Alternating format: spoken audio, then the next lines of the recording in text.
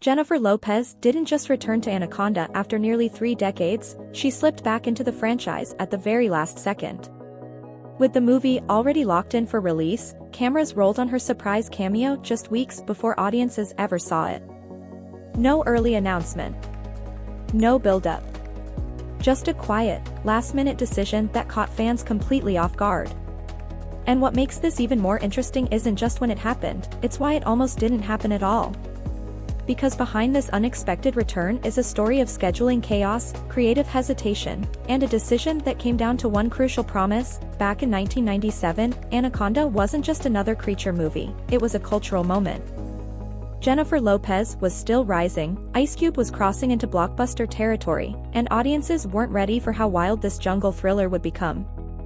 The film brought together a strange but unforgettable cast, threw them into the Amazon, and delivered a giant snake that somehow became iconic. Critics didn't know what to do with it, but fans never forgot it.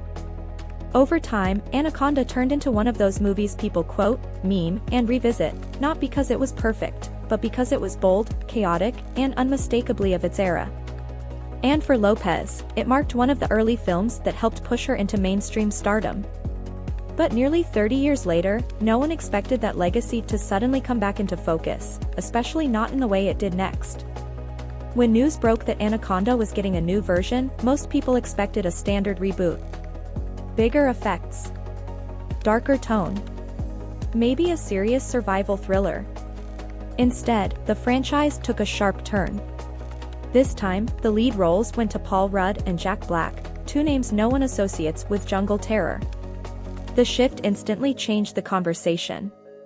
Suddenly, this wasn't about recreating fear.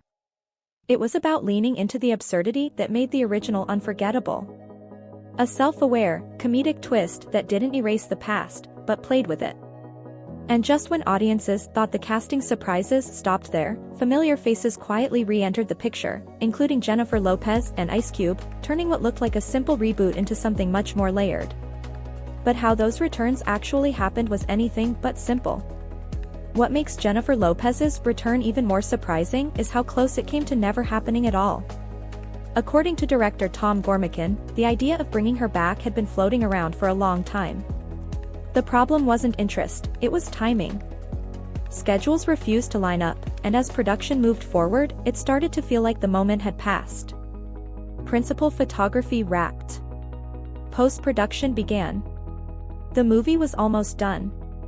Then, against all odds, everything suddenly clicked. On November 17th, just weeks before the film's December release, Lopez stepped in front of the camera. It was the very last thing filmed for the entire movie.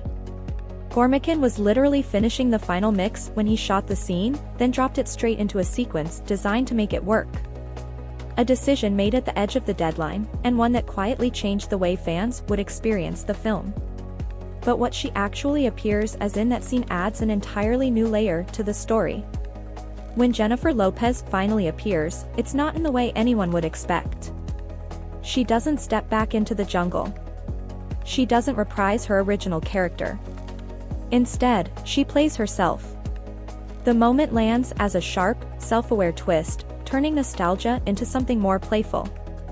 In a mid-credits scene, Lopez approaches Jack Black's character, Doug, and casually asks him about directing a sequel to the movie they've just attempted to make. It's quick, funny, and layered, a celebrity acknowledging her own past while nudging the franchise forward at the same time. The scene works because it doesn't feel forced. It feels intentional. And that choice wasn't random. It ties directly into the one concern Lopez had before agreeing to appear at all. Jennifer Lopez's surprise return to Anaconda wasn't about screen time or spectacle. It was about timing, trust, and respect for a movie that somehow refused to fade away. Shot just weeks before release, slipped into the film at the last possible moment, and framed with a wink instead of nostalgia overload, the cameo felt less like a stunt and more like a quiet stamp of approval. Nearly 30 years after the original, Anaconda found a way to laugh with its past instead of running from it. And in an era where Hollywood is obsessed with revivals, that choice might matter more than it seems. Because when legacy stars are willing to return on their own terms, it raises a bigger question: are reboots finally learning how to honor what came before? Or is this just the beginning of an even stranger trend?